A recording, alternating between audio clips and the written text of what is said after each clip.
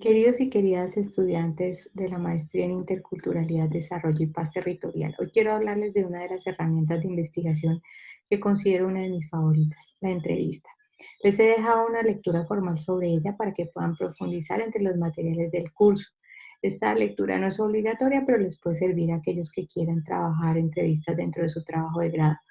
A mí me gusta la entrevista porque es como una hermana menor de la conversación cotidiana, pero es una conversación con propósito, rigurosa, organizada, formal. La entrevista les puede servir a ustedes dentro de su trabajo de grado para profundizar en percepciones, imaginarios, sentimientos de sus participantes. Para hacer una buena entrevista, yo digo que hay que desearla. Eso significa hay que planearla, hay que pensarla con anterioridad y pues ir tejiendo la trama que hace que esos participantes vayan revelando sus verdades, sus ideas, los relatos que interesa conquistar para cumplir con los objetivos de la investigación. El diseño entonces debe incluir claramente las categorías de análisis que tenemos en nuestro trabajo de grado y para saber si cumplimos podemos pasar nuestra entrevista a unos expertos que la evalúen. Luego podemos hacer lo que llamamos las pruebas piloto, que es como una mini entrevista de prueba para ver si la gente nos entiende las preguntas, si puede contestarlas, si son muy largas, en fin, para poder refinar el proceso. ¿Cuántas personas debemos entrevistar? Esto depende del diseño que hayamos hecho para nuestra entrevista. Esta es una herramienta complementaria a otras, por ejemplo, a la encuesta. Alguien puede hacer una encuesta que se aplica de forma masiva a grupos y muestras representativas y encontrar la persistencia de un fenómeno por porcentaje. Y luego yo querer saber cuál es el significado de ese comportamiento en las preguntas y entonces ya voy profundizando en la entrevista. Y eso permite que los métodos tanto cuantitativos como cualitativos puedan ser complementarios. Algunos dicen que los grupos focales, que son pues estas conversaciones colectivas, también son formas de entrevista, solamente que se hacen para mirar cómo se construye el pensamiento colectivo y tienen en cuenta la manera como uno nos influenciamos a otros para pensar sobre ciertos temas. Clave transcribir la entrevista pronto, después de que la hacemos, para captar no solamente lo verbal, sino lo no verbal y también para saber si la entrevista quedó completa. Por eso hay que dejar siempre abierta la puerta con los entrevistados en caso de que luego tengamos que profundizar en algún punto que no haya quedado claro. Entonces, esto nos lleva sobre la idea de que debemos hacer un protocolo de entrevista que sea completo, que nos permita decidir si queremos hacer una entrevista estructurada, que tiene preguntas muy formales que se aplican de igual manera a todos, o una serie de temáticas, como en el caso de la entrevista semiestructurada, donde yo también me dejo llevar como por el flujo de la conversación.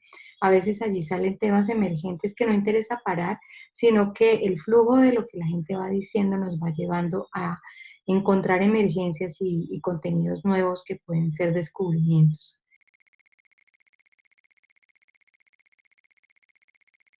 Hay que tener en cuenta que esa entrevista tiene que ser, como quiera que la hayamos diseñado, bien planeada. Hay que también tener en cuenta que en la primera parte de la entrevista debemos generar un clima, un ambiente que permita sentirse el entrevistado muy cómodo con nosotros.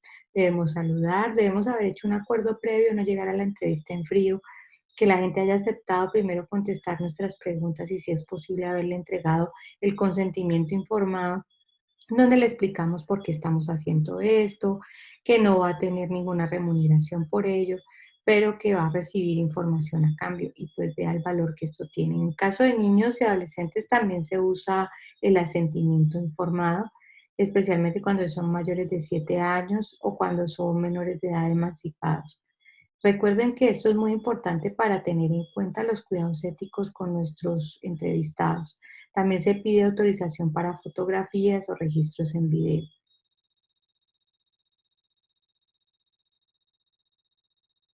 Bueno, cuando usted ya está en la entrevista, pues, y usted ya hizo el encuadre, el saludo, usted pasa a hacer las preguntas sobre datos básicos, el nombre, la edad, variables sociodemográficas que también hagan parte de sus categorías de análisis. Quizás a usted le interese saber qué influencia tiene la edad de la persona o la ocupación en el fenómeno que quiere estudiar.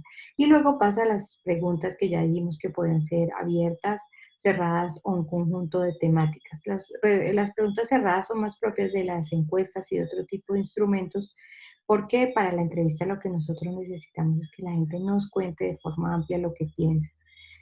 Bueno, hacia el final nosotros debemos dejar una sensación y una experiencia fabulosa en el entrevistado para que nos deje la puerta abierta si necesitamos volver a preguntarle más cosas.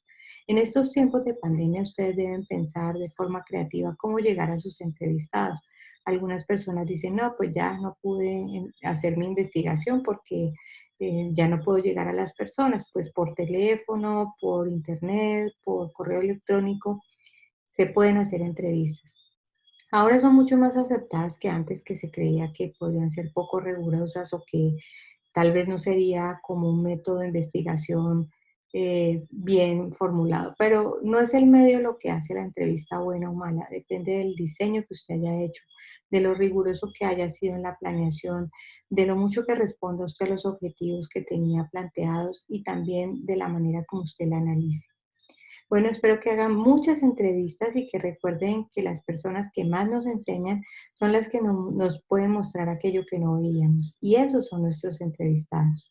Los voy a dejar con una pregunta de verificación del aprendizaje. Si no la pueden responder, por favor vuelvan a ver el video.